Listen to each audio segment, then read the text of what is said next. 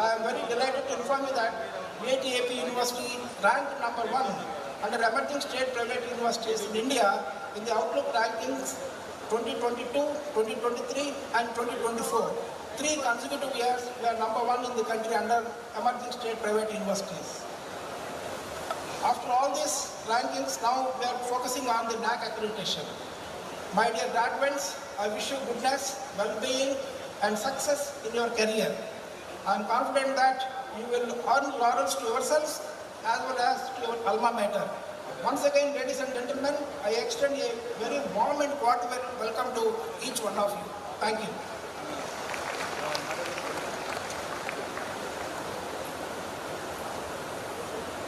Now I will introduce the chief guest for today's convocation ceremony. Honorable Sri Justice Ramana garu completed Bachelor of Science and Bachelor of Law and enrolled as advocate on 10th February 1983. He has practiced in the High Court of Andhra Pradesh, Central Administrative Tribunal, Andhra Pradesh Administrative Tribunal,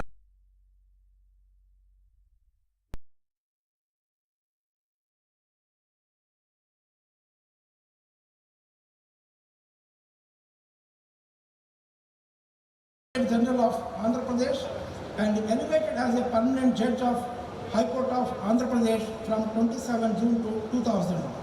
He also served as President of the Andhra Pradesh Judicial Academy and as the Executive Chairman of the Andhra Pradesh State Legal Services Authority. On 10th March 2013, he assumed the charge as the Acting Chief Justice of High Court of Andhra Pradesh, served until 20 May 2013.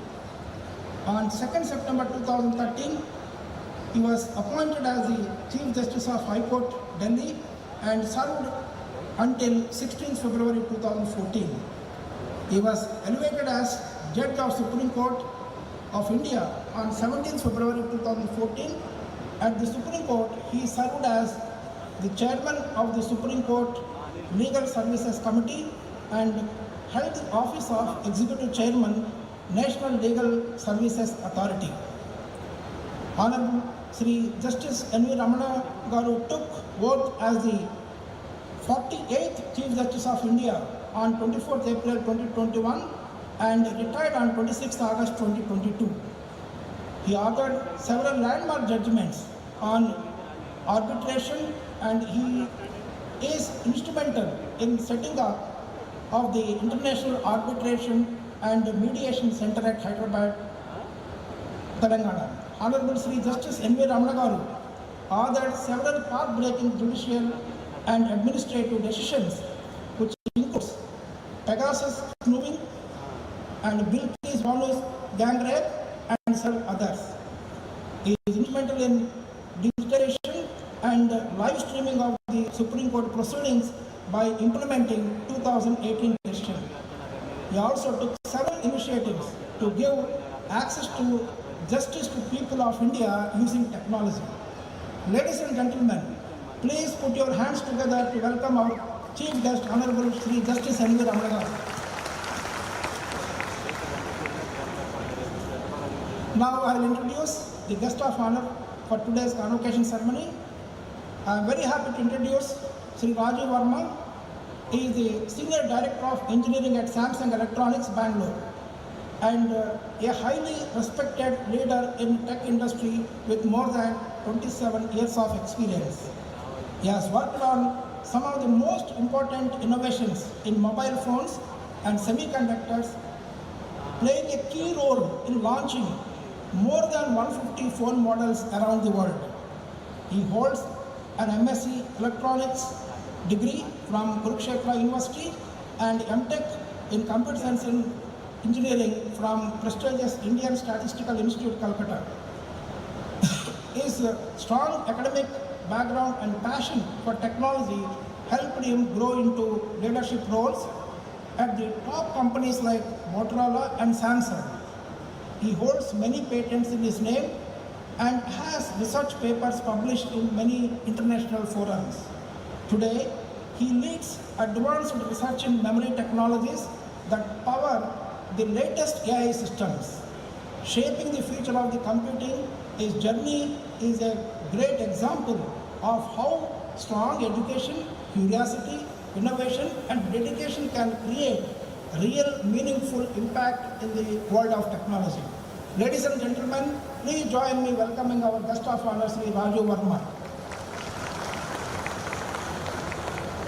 Thank you.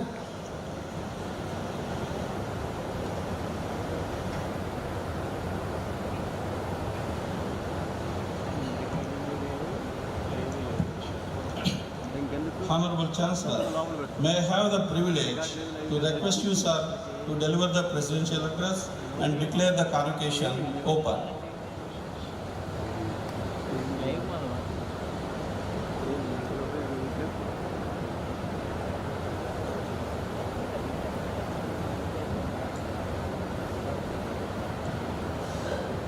Our chief guest of today, the 5th annual Convocation of VIT-AP,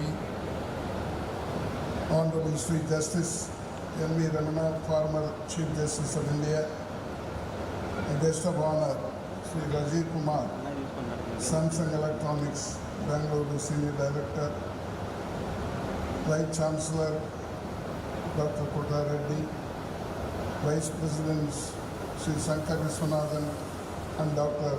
G.V. Selvam, Registrar, Dr. Jagdish Mudigandi, professors, senior officials from the government of Andhra Pradesh, invitees, press and media, parents, and my dear graduates, very good morning to you. At the outset, let me congratulate all the 3,100 graduates who are going to get their bachelor's, master's, and PhD degree today. I would like to thank Justice Ramana for taking the initiative in coming here, even though he had various kinds of works. And in spite of it, he has agreed to come. I would like to thank him especially for that. And I always thank the Honorable Chief Minister, Sri Chandrababu Naidu Garu, for the location of this university in Amaravati. When he was sitting as Chief Minister in Hyderabad, he called me and said, VIT should come to Amaravati. And that's how we are here. Now we are in the 8th year. He always tells me that both in quantity and quality, VIT should lead. And we are moving towards it. Now we have 19,000 students from 34 states and union territories of India, and also from 9 countries of the world. I assure the Chief Minister that we will go up, get more students from other countries and other states to this part of the country. Education is very important for an individual, for a family, for a society, for a state and a country.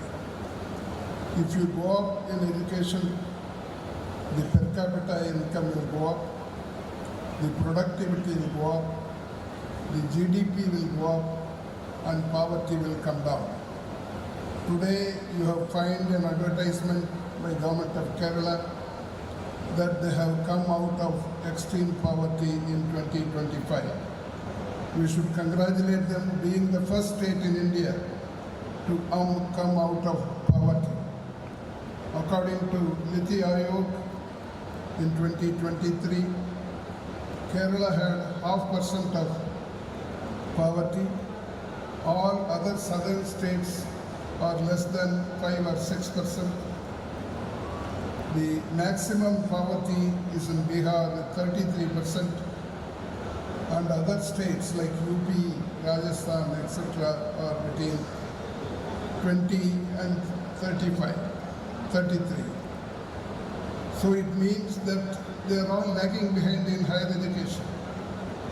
As I told you, we have experimented here how a poor family can come up with education. We have a scheme called STARS, Support the Advancement of Rural Students in VIT, which is implemented in Tamil Nadu, Andhra Pradesh and Madhya Pradesh, where we invite the toppers in each district come and join the university without entrance examination. They can choose the subject whatever they want, and they are given everything free. Tuition fees, boarding, lodging, and finally we get them a placement also. In that, so far in Vellore we have educated about 1,000, now here about 230 are studying. I have seen that the family, you know, most of them poor families who study in government schools, the income of the father is about 5,000 to 10,000 rupees a month.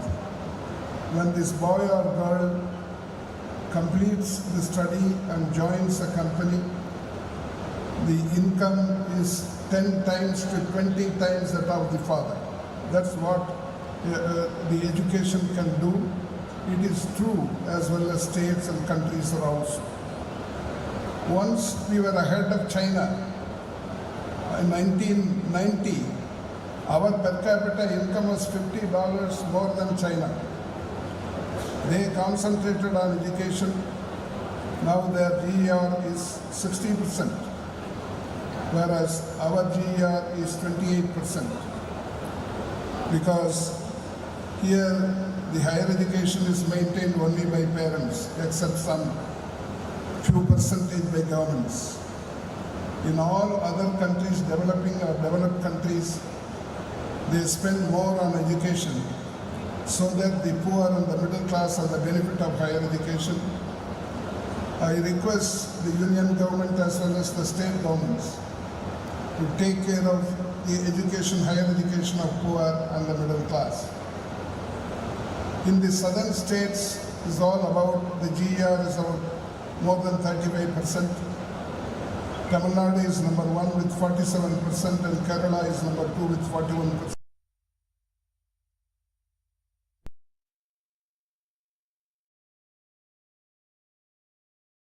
Education can make a difference in the, not only in poverty reduction but also in the increase in the GDP and per capita.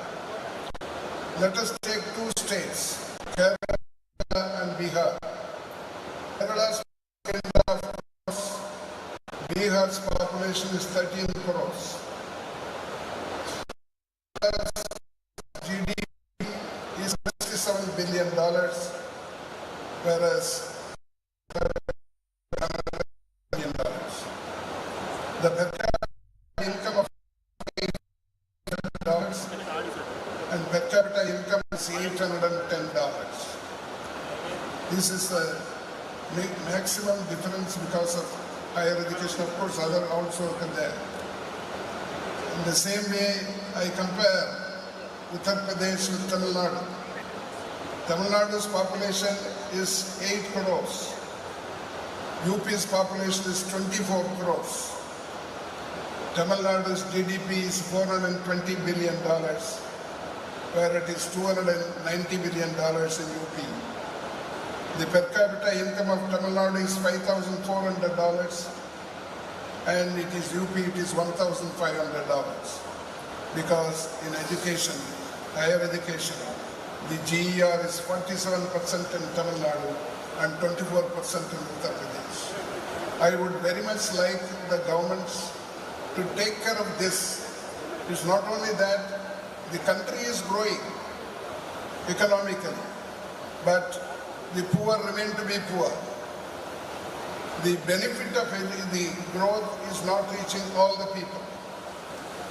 I saw a news item 2 days back that our industries minister said, now we are the 4th largest economy of the world and very soon we will overtake Germany and become the 3rd largest economy of the world. Already we have overtaken Japan by a narrow margin this year. And minister says within 2 years we will overtake Germany also. When we hear that we have overtaken Japan, we are so happy because we were 5, they were 4, now we have become 4 and they have become 5th position in the world. But it's not only the GDP, but per capita income is also considered. Whether one nation is an advanced country or a developing country. You must have at least $12,000 to $15,000 to be called an advanced nation. Out of 193 nations in the world, around 75 are called advanced nations, economically advanced. Since our income per capita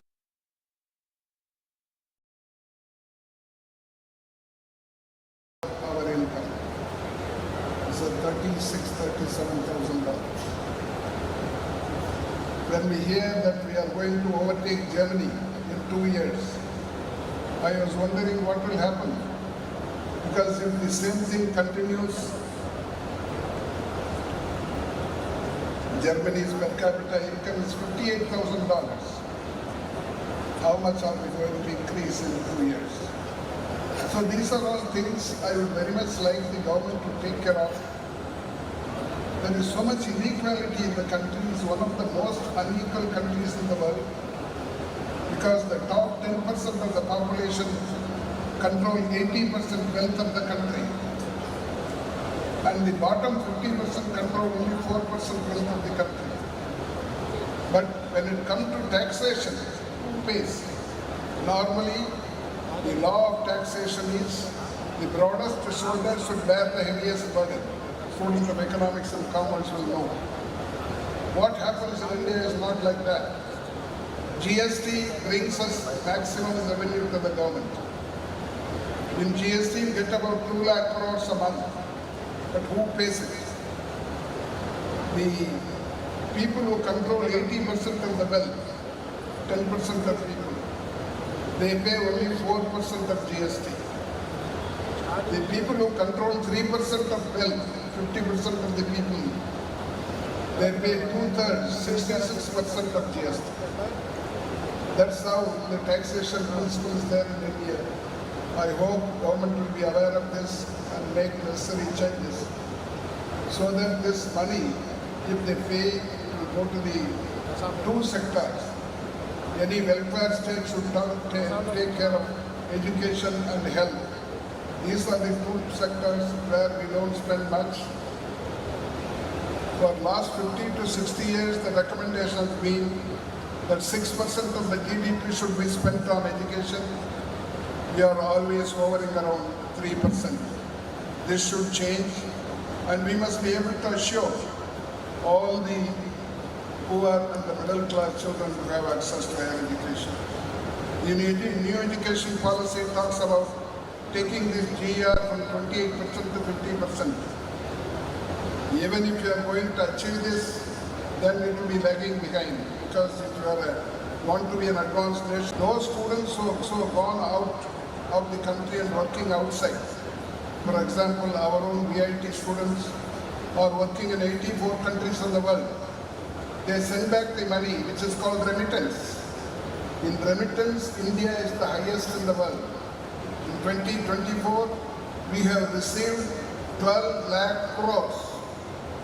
If with the 27%, 28%, if we can get 12 lakh crores, what will happen if we go to 50 or 60% and go entire world? Because enough opportunities available all over the country.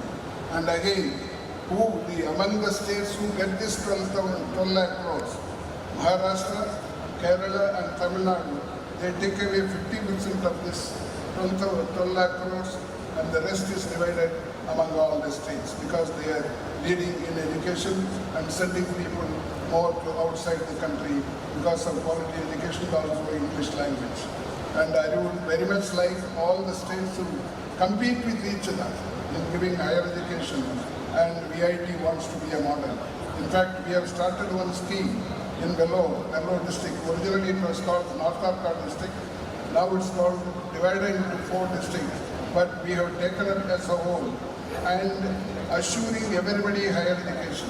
We have started a public trust called Universal Higher Education Trust. Anavirkam Uyarkalvi Arakattalai. I happen to be the president. All public are members of the trust. And so far we have given scholarship to more than 10,000 students, poor students, and 2/3 are girls. The beneficiaries, 2/3 are girls. How do we get this money? 50% comes from VIT. Our teachers, I must thank them. They contribute to 1 day's salary in a year. In fact, here also some of them are contributing. In Vellore, they contribute 1 day's salary in a year. That comes to about almost half of the amount of scholarship. The rest we collect from outside, and we are distributing about 1.5 crores a year. And I want to compete with the US. US, it is 88% GER. I want this district to be a model to the rest of the country. I hope some of the district institutions here will also do it, so that Andhra Pradesh also can come up and challenge other states.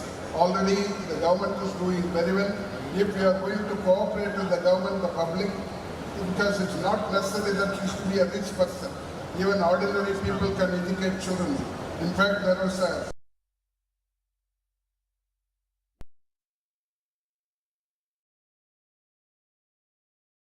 Angu Yavinum Punyam Godi Angor Yadaiki Edutarivitta. Instead of building 1,000 chowdhuries, thousands of temples, it is better to educate one poor child. That's what the national poet Bharati said. I would very much like all of you to take interest in this. I would like to again thank our Chief Guest Justice Ramana, and our guest of honor, Sri Rajiv Verma, for accepting the invitation to be here. I declare the convocation open. This convocation of VIT-AP University has been called to confer the PhD, M.Tech, M.Tech 5-year integrated, MSc, M.Tech, BSc, BBA, BCom Finance, BA LLB Honors, BBA LLB Honors, degrees awarded by VIT-AP University upon the graduates who have successfully passed the examinations held for the purpose and have been certified to be worthy of the same.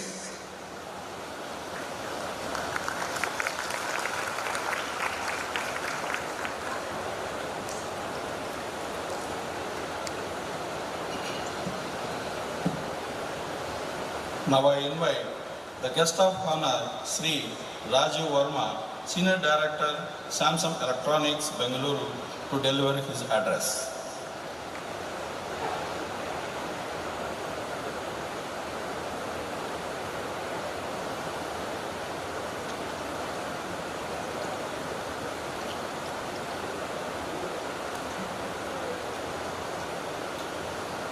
Good morning, everyone. Respected faculty, proud families, and most importantly, the graduating class of the wonderful institution. Many warm congratulations to all of you for achieving this major milestone. So let me start by thanking Vice Chancellor Kota Reddy and VIT management for inviting me here as a guest of honor. I also feel part of the VIT family, as my daughter is also studying in VIT Vellore in her final years. So next year, I may be sitting on the other side of the stage, like all of you. It is a real privilege to speak with all of you, a new generation of bright minds, starting the journey to build your lives and make the world a better place. So I still remember my own first day after completing my master's degree from ISI Calcutta. So I was about to join Motorola, the company which gave the world the first mobile phone.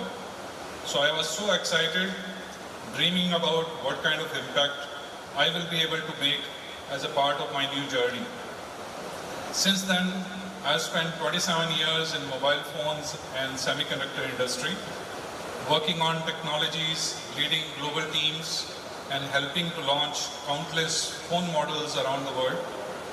So today I'm fortunate enough to lead the R&D at Samsung Semiconductor, where we focus on making the next generation of memory chips that powers the modern AI systems. So all of you have worked very hard to reach here, and truly congratulate you for that. The world you are entering today is very different from the one I started.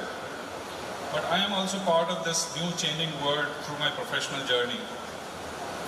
So this brings me to the world you are stepping into, a world where technology changes faster than the textbooks. What's relevant today can quickly become outdated, Right now, AI is shaping everything around us, and all of you can see it. As you stand here today to begin your career, I want to talk not just about the success, but about the journey. The path that starts when this ceremony ends and the real life begins. So beginning matters, but they are never the whole story. I began just like you, from the simple home with no special advantages, only a strong desire to learn, work hard and keep going. There were no shortcuts, but the beliefs changed everything for me. If I kept learning and kept moving forward, the world will eventually open for me. That belief took me from the classrooms like yours to the front lines of innovation, building technologies at Motorola and Samsung that now lives in your pockets in the form of mobile phones and powers the AI system in the data centers around the world. So let me share a few life lessons which I have learned during my professional journey. So lesson 1, degrees get you the entry, but good habits keep you inside. When you leave your campus, you will soon realize something surprising. The world does not really care what grades you got. What it cares about what you can do, how you can think, how you perform under pressure, and how you treat people. Your degree shows that you can learn, but it doesn't guarantee that you will keep learning. So career is not built on what you know on the day one, but on your ability to never stop learning. So be a lifelong learner. The day you feel that I know enough, that is the day the growth will stop. Your degree is just a key to open the first door, but what happens after that depends entirely on you. You will face situations where the textbooks won't help you, but your intuition will take over, and that's perfectly fine. Remember, education gives you knowledge, but experience gives you wisdom. So don't hesitate to learn again from the world, from your mentors, and most importantly, from your failures. Lesson 2, don't chase titles, but chase hard problems. Taking on tough challenges and solving hard problems is the best way to become valuable and trusted. If you regularly choose what is hard, then you become the person others can rely on to solve such problems, and which will make you indispensable. Let me share one example during my early years at Motorola. So we tried something that many thought was impossible. Real-time video calling. Back then, the desktops had lesser memory than a digital watch today, and network bandwidth was way too slow. And we are talking about the modern era. Every engineer we spoke said it can't be done, but impossible often just means not tried yet. So we worked day and night fixing crashes, debugging video codecs, and facing failures after failures. But those moments taught me one key lesson. The world changes not when everything is certain, but when the people have the courage to try something new. Years later, when the video calling became common and became mainstream even on today's mobile phone, I realized that we were not just writing the code, we were changing what people believed was possible. So always challenge assumptions and try to solve difficult problems. And that's where the real innovation happens, and that's where you contribute. Lesson 3, the careers are marathons, not sprints. So you will see people around you who are growing faster, getting promoted earlier. Don't let their speed make you doubt your own journey. 2, 3, even 5 years are too short to judge someone's success. But in long run, your persistence and consistency shape your destiny. So always show up, stay steady, keep building values even when nobody is clapping. Consistent, disciplined performance. So let me share a small story about this. So I once led a very important project which was very time critical. So during the final review, everything looked fine in the demos, but we found critical technical issues that caused the failures in the field. So we had two choices: ship the product on time and hope that actually means nothing will happen in the field, or delay the launch and fix the problems correctly. So we choose to delay and fix it, and that was not a very popular choice among the management. But that one decision taken quietly built deep trust with the leadership. People remembered not just your achievement, but your integrity under pressure. Lesson 5, learn from people, not just from the problems. One of the biggest mistakes young professionals make is thinking that learning comes only from textbooks, online courses, or coding. They think that they can learn everything at their own. But in reality, your workplace is the living university. Your seniors, peers, and even juniors know many things which you don't know. Listen carefully, observe how people think, decide, and communicate. Notice how they handle disagreements, take feedback, and still move forward together. Technical growth without people skill create engineers who can't build real products. So always learn from the people around you. Last but not the least, define success in your own way. In today's world, it is easy to compare yourself with others. Someone is getting promoted, someone is buying a car, someone is moving abroad, and suddenly you start feeling behind. So don't fall into that trap. Define the success for yourself. For some, success means financial independence. For others, it may be creativity, serving others, or work-life balance.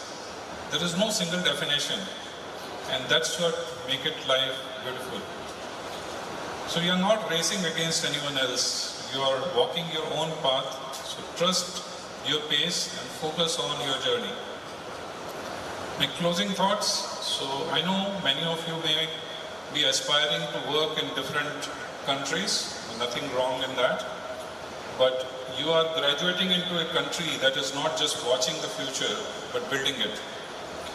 India's next decade in AI, space, healthcare, mobility, finance, semiconductor, and infrastructure will be shaped by the engineers like you. It won't happen by luck, but it will happen through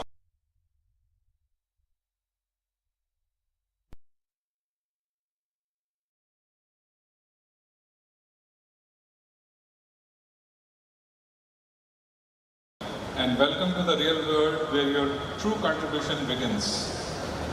Make your parents and your nation proud, and most importantly, take pride in what you do to make the world a better place. Thank you.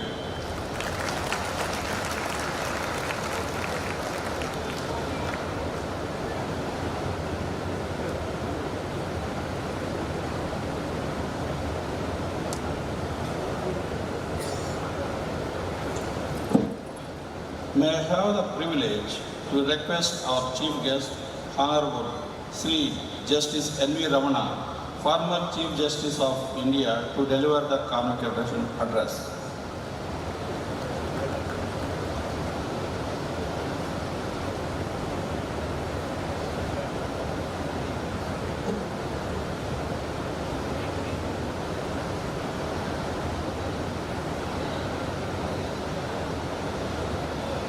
Dr. G. Viswanathan,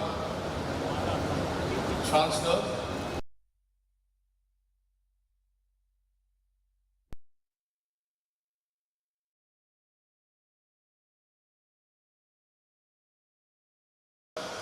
Mr. Rajiv Verma, Senior Director, Samsung Electronics, Mr.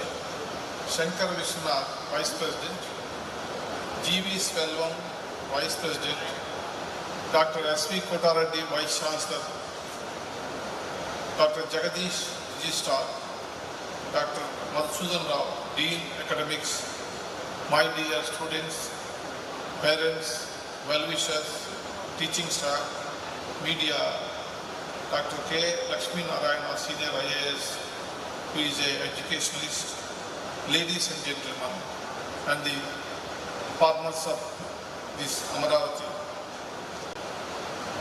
I am very happy to be here today in participating in the 5th convocation ceremony of VIT-AP University. A graduation ceremony is a culmination of years of hard work and academic effort.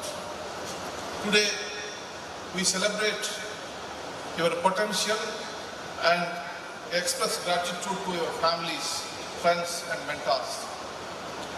It is only through their consistent support and sacrifices that this day has become a reality. Amaravati, in many ways, represents ambitions of a new Andhra Pradesh. It is rooted in our history and heritage, yet it should holds the aspiration of being the city of the future. From ancient Buddhist scholars to modern innovators, this land has nurtured wisdom seekers. We should never forget the sacrifices and contributions made by revolutionary leaders like Alluri Sitaramaraju, Tanguturi Prakasham, Kotti Sriramulu, and many others. Together, their leadership helped to shape the idea of modern Andhra. Today happens to be the formation day of the state of Andhra Pradesh. The sacrifices made by our leaders laid the foundation for formation of linguistic states in India. In a way, their fight contributed in a big way for recognition of language as a key factor in shaping identity for region and territories. It is this identity of language that we should not lose sight of. It is the linguistic and cultural pride of Telugu that Legendary N.T. Ramarao invoked in further democratizing the Telugu society. The social diversity that he had actively promoted has left an irreversible imprint on politics and society in Telugu land. There are the kind of great leaders you all should try to draw inspiration from. It is not surprising that VIT Andhra Pradesh University has become a global hub of learning in this short period of time. I am told that the university provided scholarships to the top achievers from every district of Andhra Pradesh. I was also pleased to hear that VIT-AP has adopted nearby villages by supporting their schools and health services. I hope other universities in the country are inspired to follow this model. I must admit that being here in Amaravati always brings me a proud sense of nostalgia and pride. This place is very close to my heart because its soil, air, water have shaped my life as a student leader and a lawyer. I completed my degree and intermediate from Amaravati College.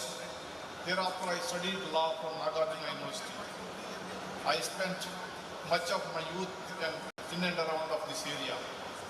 In those days, we used to swim in Krishna River, go to Shiva temple in Amaravati, and relish the local govas. I think I know each and every inch of this land. I still remember the emergency days when we used to have a secret meetings in the islands of the Krishna River. Truly, I learned my life lessons here, and I must admit that things which transpire on this soil affect me deeply, no matter where I am. I always continue to draw inspiration from Amaravati and its people. I must add here, the present day Amaravati owes its existence to the resilience of the farmers of this region. This city survives on the back of farmers' struggle. After sacrificing their land, they struggled immensely. Some even lost their lives and limb. Rarely the media or the politicians have ever spoken the truth of given the real credit as how the capital of Andhra Pradesh, Amaravati, survived and sustained. I must say, the farmers' protest here on the street of Amaravati was the biggest and longest farmers' protest after independence in southern India. They sustained the struggle for 5 years in spite of constant suffering. They stood their ground with patience, discipline and endurance. I salute the spirit of the farmers of Amaravati who courageously withstood the forces of government mechanism. I draw a lot of inspiration from the farmers' struggle. I also thank them for reposing their trust on the judicial system and the democratic process. These events in our history highlight the significance and realization of constitutional right to dissent peacefully. We must also remember contribution of the citizens and lawyers of this country for taking a momentum from streets to the courts. There are moments in a public life when the conviction towards your duty becomes painfully personal. Most of you present here knows that how my family was targeted and criminal cases were filed against them. All this was done only to coerce me. And I was not alone. During that difficult phase, all those who empathized with the cause of the farmers faced intimidation and coercion. Even members of the judiciary who upheld the constitutional principles faced transfers, pressure and at times persecution. Families of judges who had no role became collateral to political machinations. These experiences reaffirm my deepest belief that institutions are tested not in comfort but in crisis.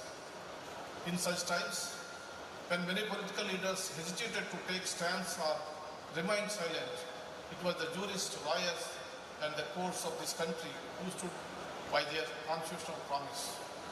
While governments may change, the courts and rule of law remains the anchor of stability.